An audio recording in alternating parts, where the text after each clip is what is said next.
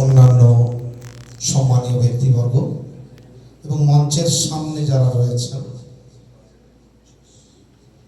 বিশিষ্ট সব মানুষজন, কাশিদা রয়েছেন, শ্যামলদা রয়েছেন, মানবাবু, অনুবাবু, সব থেকে বড় কথা আমি হয়তো সকলের নাম জানি না, দোলন আছে, এটুকু জানি প্রত্যেকেরই কোনো না কোনো ভাবে প্রকৃতি পরিবেশ সমেত কোনো না কোনো ক্ষেত্রে বিশেষ অবদান রাখেন।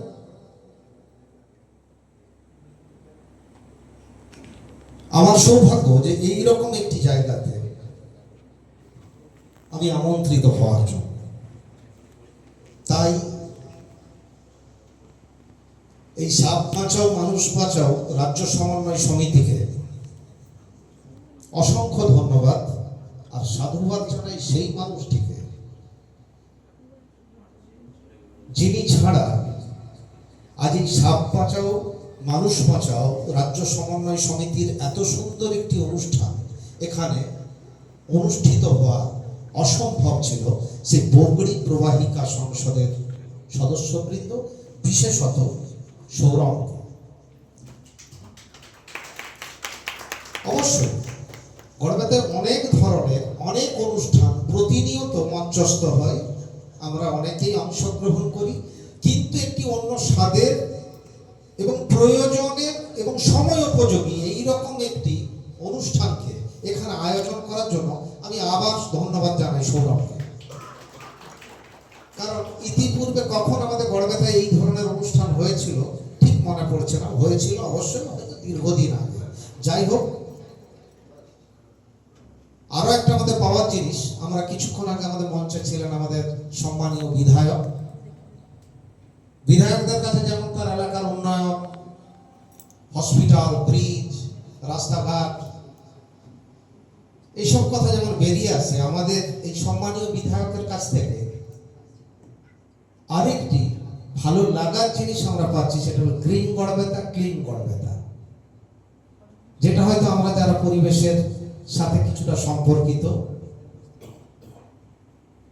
তো তাদেরকে হয়তো এগিয়ে চলার আরো একটা প্রেরণা জোগায়, যেটা আগামী গড়বেতা হয়তো আরো একটা সুস্থ সতেজ একটা বাতাবরণ দেবে এই আশা রাখি। যাই হোক, আজকের আলোচনার বিষয় সম্পর্কে আমি খুব সহজ কথায় দু একটা কথা বলবো। মোদ্দা কথায় সাপ বাঁচাও মানুষ বাঁচাও, একই সঙ্গে কত সুন্দর কথা। মানুষকেও বাঁচতে হবে, আমার মনে হয় মানুষকে বাঁচার জন্য সাপকে বাঁচাতে হবে। আমরা এখনো অনেক ভ্রান্ত ধারণা সাপ নিয়ে পোষণ করে থাকি প্রতিনিয়ত। সাপ দেখলেই আমাদের বীরত্ব, আমরা সব বীর পুঙ্গব হয়ে উঠি। আচ্ছা, একটা পাড়ায় যদি সব সাপগুলোকে মেরে দেওয়া যায়, চোখে মুখে ভাতের হাঁড়িতে ইঁদুর ছুটবে। আর আমাদের ওই যে হার্ট ডিজিজ, অনেক অটো ইমিউন ডিজিজ, এগুলো তৈরির একটা প্রধান উপাদান কিন্তু এই সাপের কাছ থেকেই আসে, বিষ থেকেই আসে। আমরা যারা শিক্ষিত মানুষ, আমরা যেমন এটা আত্মস্থ করবো এরকম অনুষ্ঠানের মধ্যে দিয়ে, সেই সঙ্গে এই বার্তাগুলো কিন্তু জনমানসে ছড়িয়ে দেওয়াটা একটা একান্ত কর্তব্য এবং প্রয়োজন। সাপ কেন প্রয়োজন, এই কথাটা সাধারণ মানুষের মধ্যে ঢোকাতে হবে। আমি আমার ব্যক্তিগত অভিজ্ঞতার কথা একটু শেয়ার করি। কাশিদা জানবেন হয়তো, আমার খুব সম্ভবত মনে হচ্ছে 8-এর দশকের মাঝামাঝি এই রাত্রিবেলা যে হাওড়া গাড়িগুলো আসে তখনও চলত। ঘাটালের দিক থেকে বর্ষাকালের দিকে কিছু মানুষ আসতেন ব্যাঙ ধরার জন্য। সারা রাত্রি তারা ব্যাঙ ধরলেন, বর্ষাকালে চারদিকে জল থই থই, ব্যাঙের আওয়াজ, তারা আদব কায়দা জানেন, ব্যাঙ ধরলেন, বস্তাবন্দি করলেন, সকালবেলা ওই হাওড়া গাড়িতে ফেরত যেতেন। এই ব্যাঙগুলো বিদেশে এক্সপোর্ট হতো। 2-1 বছর পর দেখা গেল সরকার আইন করে ব্যাঙ ধরাটা নিষিদ্ধ করল। কেন জানেন?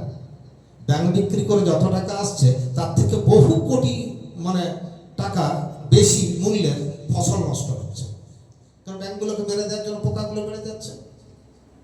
তো সরকার আইন করে ব্যাংক নিধনটা নিষিদ্ধ করতে বাধ্য হলো।